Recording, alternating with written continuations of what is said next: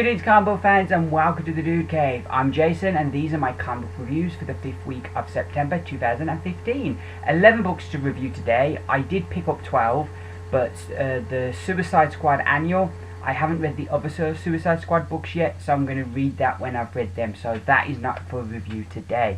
But we do have 11 other books to review, so without further ado, let's get to those reviews. So this week we're going to kick things off with Marvel, and I have 3 Marvel books to review this week. 2 books I was a bit shocked. They were the final issues of the 2 Secret Wars books here that I got this week. I thought all the books were going to be 5 issues, because that's what a lot of the books have been so far, but some of these are just 4. So first up we have X-Men 92, issue number 4, and this, like I said, concludes the series, wraps it up nicely. We have our hero is facing against Cassandra Nova's forces. Her plans are revealed. We have this massive 10-headed Sentinel. It's some really good stuff here. Xavier has to team up with some other mutants to defeat Nova, and that's really good. We get to see X-Force, we get to see Generation Next, and the way the book ends, it concludes this story, so you feel you've got a full story and it's concluded, but then at the same time it sets things up for where this is going when it becomes an ongoing. I really enjoyed this. This was a lot of fun. Great stuff. I loved that the art just gave it the feel of the cartoon, and that was really good. I liked the team up here. That was really cool that Xavier had to do. All in all, this was just a real treat, and I'm going to give X-Men 92 issue number 4 5 stars out of 5. So next up we have E is for Extinction, which is also the final issue, and also features Cassandra Nova. And I did get, when I was trying to think of the stories and what I thought of these issues, I was getting a bit confused between these 2 books because they both got Cassandra Nova here. This book does a really great job of getting the vibe and the feel of the original while also telling its own story, and I really liked that. Everything feels like it comes to a head this issue, and that's really cool. We have some shocking events happening here that you didn't expect to see, and the story at times goes in a different direction that you expected. I've really been impressed in how much they've crammed into 4 issues, because where we started from and where we end is just a million miles apart. I like the end of the book. I felt some of the Secret Wars books have ended a bit abruptly, but this week these 2 books had pretty satisfactory conclusions. So I'm going to give E's for Extinction, issue number 4, 5 out of 5. And our final Marvel book, as I'm whizzing through these reviews this week, it is Captain America White, issue number 2. And I enjoyed this. I just love this era of Cap, World War II Cap, with Bucky, and you've got Nick Fury. I love the original Nick Fury, he's so great. And seeing them on their first mission together is really good. The art remains really top notch, but this just seems to lack something. It doesn't have quite the magic of the first issue. While it's still a lot of fun and I enjoyed it, and there's a lot of elements I'm enjoying of it, I don't know, I can't put my finger on what it was lacking, but it wasn't quite up to the standard of the first issue. But all in all, I still really enjoyed it, and I'm going to give Captain America White issue number 2 4 stars out of 5. So those are the Marvel books this week. Next up, it's the Indies. So next up, it's the Indies, and we also have just 3 books from the Indies this week. First off, we start off with Doctor Who, the 12th Doctor Adventures, issue number 12. This was really good. I really enjoyed this story. It starts off, and we introduced to a bunch of characters who pretty much get killed pretty quickly, but the writer does such a really good job. It's written by Robbie Morrison, and he does a great job of introducing these characters, having interactions that immediately kind of get you to like these characters, and so when they die, it kind of has that little bit more impact than just a cold open would usually have. So I was really impressed by that. We then have the Doctor and Clara arriving in London, and it's all deserted. It kind of reminded me of, there's an old Doctor Who episode called Invasion of the Dinosaurs, when the 3rd Doctor and Sarah Jane kind of materialise in London and it's deserted, and they're like, what's going on? It's kind of that vibe here. You also get kind of the vibe of 28 Days Later. And of course the Doctor and Clara get separated, so Clara ends up in a church, which was very kind of, I'm sure 28 Days Later, at the beginning of that, he ends up in a church. So they were kind of always getting vibes of that. But then we've got the Doctor kind of wandering through London trying to figure out what's going on, and they both encounter something. And yeah, I really enjoyed this. I thought this was a really good start to this story. There's some really great classic Who feel to it, but there's also some really good like horror things going on here as well. I didn't think the characterization of the 12th Doctor was as strong this issue. I felt that they'd got a nice balance of his character, but they really kind of reverted his character here to being just really unlikable. And some of the interplay between him and Clara, it isn't as fun as earlier issues were. But overall, I really enjoyed this, and I think it's a very strong start to this story. And I'm going to give Doctor Who 12th Doctor Adventures issue number 12 4 stars out of 5. So next up we have Book of Death, The Fall of Harbinger, issue number 1. I got the variant with Faith on it, so I'm well chuffed because I like Faith. She's a good character. As with all of kind of the Book of Death Fall Off books, this tells you the death of how the death comes about of Harbinger and his last days and his last adventure. The thing that I was really impressed with this book is I've read the first issue of Harbinger, but that's it. I've got no affection for the character, no attachment to the character. He's practically a stranger to me. But the writing team on this book writing team, I say writer, Joshua Dystart, if I pronounced that right, I hope I have.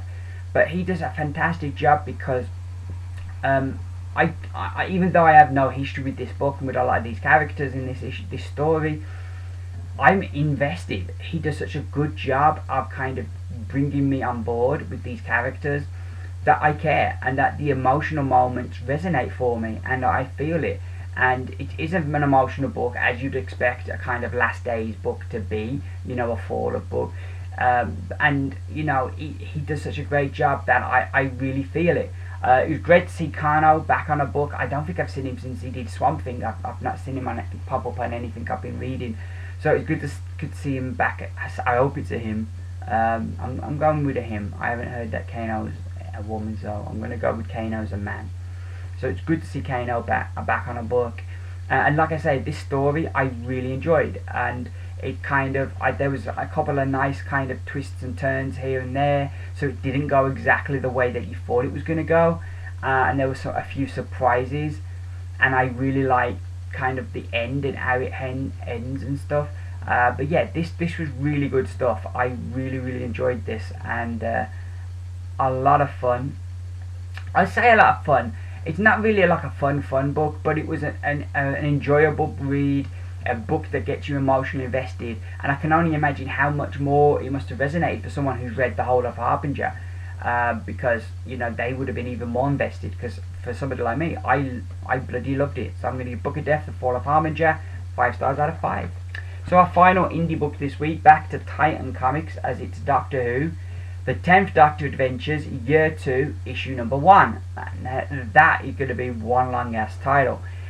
So this continues the 10th Doctor's adventures with his companion Gabby, and they land on this planet that's kind of like a gas cloud, and there's the humans living there, and there's these creatures, other creatures that are living there that, you know, aren't quite the type of beings we've ever really met before.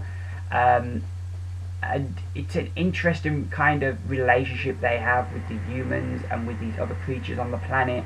And you've got somebody who's putting a virus onto the planet that's kind of messing everything up, and you kind of like have all these different aspects, and you're like, well, who is it who's doing this? So I liked it. I found as a story it took time to get going. It really took a lot. It set up a lot before we started moving forward. But I liked, you know, the 10th Doctor getting in there and getting involved, and once it got going, it's kind of quite a nice little mystery of like what's happening, who's doing this. So I enjoyed it once it got going, but it did take a while to get going. But it was an enjoyable start to this series, and I'm going to give Doctor Who 10th Doctor Adventures Year 2 Issue number 1 4 stars out of 5. So those are the indie books. Next up, I'm going to review the books from DC Comics. So next up we have DC Comics, and we have 4 books in this section to review, 3 annuals and 1 regular ongoing book. Going through the annuals first, we have Grayson annual number 2. This is a Superman Grayson team up, and I like how they attempt to kind of tie it in with the reason that they're both in Gotham is kind of explained in Batman and in Grayson. So I like how they tie it into that. But also I really liked how they kind of tied in maybe how Superman's identity was learned. Maybe that's connected to Spiral, which is the group that Dick's working for or infiltrated. So I like that. I really like Grayson and Superman as a team. I thought they interacted really well, and there were some really nice moments between the two.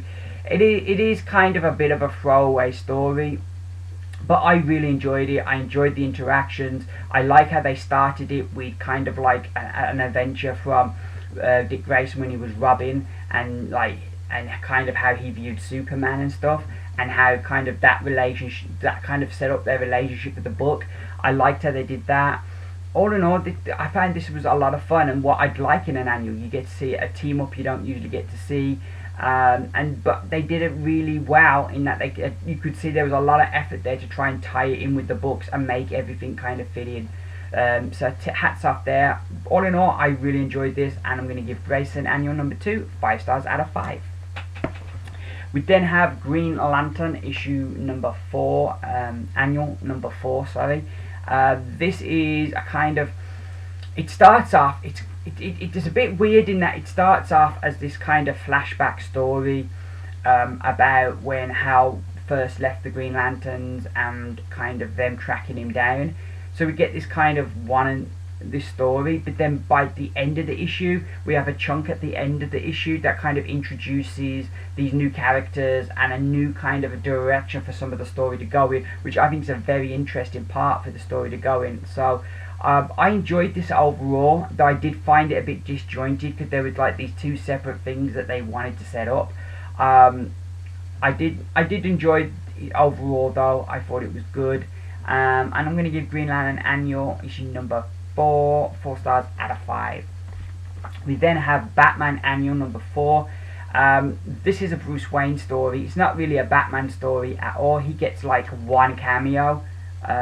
1 maybe 2, I'm not sure if he has the cameo at the end. Yeah, we get like this 1 panel here of Batman, and we get 1 panel here of Batman. The rest of the book is not in it, right? The rest of the book, it's Bruce Wayne. It may as well be called the Bruce Wayne annual, because that's what it is. It's a Bruce Wayne story. I did like the story, the whole thing with that they're giving him Wayne Manor back, and kind of these villains who blame Bruce Wayne for what's happened to them, and they try to kind of kidnap him and make him pay by giving him back his memories, because they feel that they want to kill him, but they don't want to kill him without him knowing the things that he's done to them. So I found that an interesting idea, and I thought that was an interesting story, and there was some good stuff here that I did like and I did enjoy. And you're always kind of wondering, are things going to kind of start clicking in for Bruce? Is this going to be the jolt that kind of gets his memory going? So there was some interesting, good stuff here, but I did kind of feel a bit bad for Bat Gordon, because he hasn't really had a proper go, At least when Grayson had his run as Batman for a lot of that time was out of the picture. Likewise with Captain America. When Bucky got his chance at Captain America, Steve Rogers was dead. So the other guy was out of the way, and they could just get on with taking over the role. But for Bat Gordon, he's never had that chance. From issue 1 of him becoming Bat Gordon, we've had Bruce Wayne in the background, and I feel really bad, because even in the comic, at times it's concentrating just as much on Bruce Wayne as it is concentrating on Bat Gordon, and we're seeing more in books, we're seeing more Bruce Wayne than Bat Gordon lately, and I just feel it's a shame, because it was always going to be a difficult thing for people to accept. But if you're going to keep bringing back the original and having stories with him, even though he's no longer Batman, you're kind of not giving Bat Gordon a real go at it. You got to let them have Bruce Wayne out of the picture. They should have had him do the whole thing of I'm moving away from Gotham, and then at some point have him get his memory back and come back. But at least if he's out of Gotham, you can allow Bat Gordon just to have his own stories. So I do feel a bit sorry for Bat Gordon in that regard. However, this was an interesting story, and I did find myself enjoying it more than I thought I was gonna. So I'm going to give Batman Annual issue number 4 stars out of 5. So finally we have Superman issue number 44. This is like last issue. It all come out that Lois Lane did the article. Clark Kent is Superman. This issue is dealing with the fallout of that, and I thought it was really interesting. And the thing that really kind of, through all of these Superman books with him being outed, there's a lot of people really upset that he had this secret. But everything that's happened has kind of proved that he was right to do it. His friends and family have been targeted by villains, by the government. So to keep them safe, he did the right thing to have a secret. His enemies know where to get him now. He has no normality to his life. He doesn't get to interact with people anymore because he only gets to be Superman 24/7. So he doesn't get that downtime, that escape time, and you can see he was very justified in keeping a secret identity, because since it's gone, things have been a lot worse for him. But I enjoyed the overall story of this. I don't quite get the villains in this and the threat that they're posing. Kind of like, I don't get why Superman just hasn't kind of found them and destroyed them, because they've got nothing to blackmail him with now. So I don't, but I can't remember if he knows they're still around or if he thinks he has destroyed them. Lois here, kind of, while her motives were pure in that she was helping, she has really made his life a mess. And I think it's a difficult situation, because like, she was coming from a good place, but what she's done has really messed up his life. But not just his life, the people around him, the people he cares for. So it's a difficult thing. I don't know what I would do in Superman's situation, if somebody that was as close to me as Lois Lane betrayed me like that. Even if they did it for the right reasons, I don't know if I could be good enough to kind of turn the other cheek and say, you were trying to help, so I'm not gonna be mad at you. I don't know if I could do that, but anywho, I'm enjoying this story overall. I felt the bulk of this issue, it felt that the bits that were entertaining were the bits of him dealing with the consequences of being outed, of having villains coming after him and his friends, of people feeling they can't trust him no more because he kept this secret. So that was the more interesting stuff this issue. But then the stuff with this organisation, it felt very tacked on. But overall, I am enjoying this. I'm going to give Superman 44 4 stars out of 5. So those are my DC books. Next up, we have the pick of the week. So here we are now with my pick of the week for the 5th week of September, and it is Justice League issue number 44. And I really enjoyed this issue. As you can tell, it's my pick of the week, but I'm just really loving this book right now. Jason Fabok's art is just awesome. Jeff Johns' writing is just top notch right now, and the different threads of the story are all working really well. Seeing the interactions between Lex and Superman, the interactions between Batman and Green Lantern.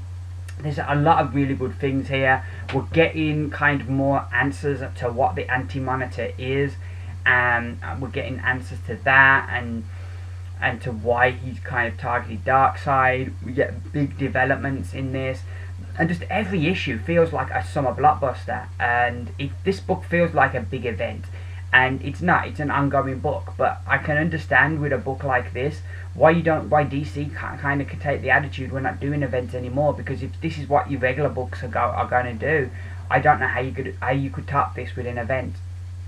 This has been outstanding. Everything about it I'm just loving right now. And Justice League kind of over the last year has shifted from a book that was kind of hovering, kind of 1 month I'd be thinking of dropping it, and 1 month I'd enjoy it, to just every month been super consistent, super strong, and super enjoyable, and great stuff. And I definitely recommend picking this up. Go back, it's part 4 of the Dark Side War, so maybe go back to the beginning of this arc, or even go do yourself a favor, go back to the beginning of the Amazovirus arc, because that's where this book really started to pick up. And I'm going to, Justice League issue number 44 without reservation is my pick of the week for the 5th week of September 2015.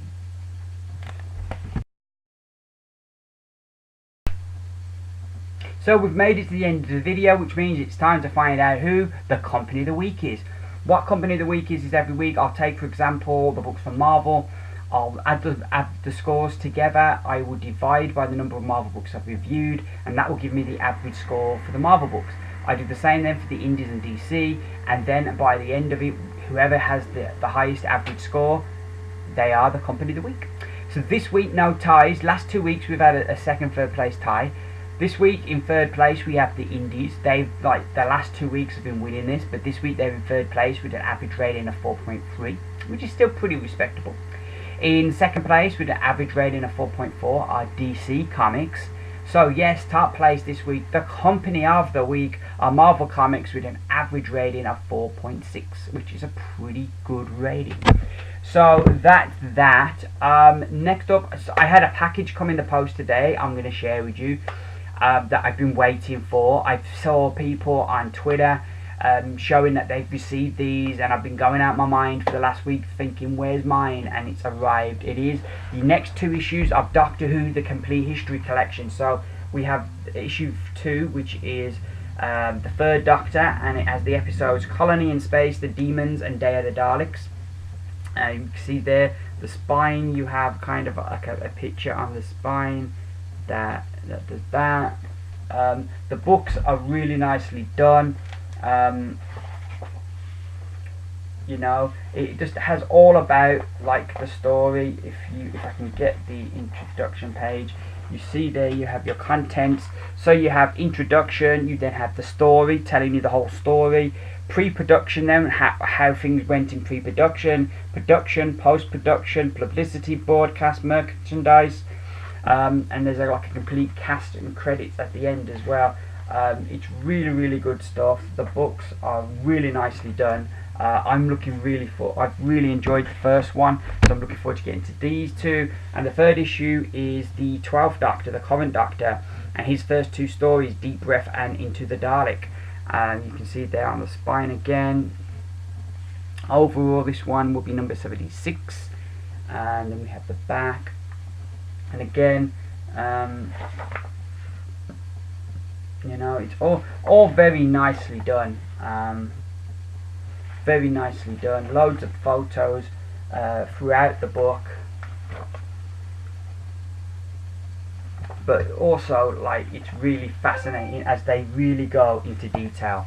Really great stuff. Now, issue 2 here, this is $6.99 in the shop, but if you subscribe you get this issue free. So I only pay $6.99 for the 2 issues. But not only that, but I get my free gift, my first free gift, which is this Doctor Who wallet, which has all 12 Doctors on it there. This is a subscription gift, and sadly they don't send it with money in it. There is a zip on the inside here. There is on the inside there's a zip, but the zip's broken. So that was a bit disappointing when I got it, that the zip there is broken. But it's still a really nice wallet, really nice. And the other free gifts you get this, like, travel cup. I don't know how well you can see that because the glare of the light shining off it, but it's like a travel cup. So that's really cool with Doctor Who on it as well. So all of that for $6.99. So I'm well chuffed. It's well worth subscribing. It's a great series if you're a Doctor Who fan, because, like, some of the stuff in this, like, it's all about the episodes and what went into them, and some of the behind the scenes stories I've been printed before in Doctor Who magazine, but this is a really nice way to collect it. Or if you're a newer Doctor Who fan, it's a great way to own this piece of Doctor Who history, because you'll reread these books again and again, because there's so much interesting stuff in there that you can't take it all in first time. You're going to need to read it a few times to take everything in.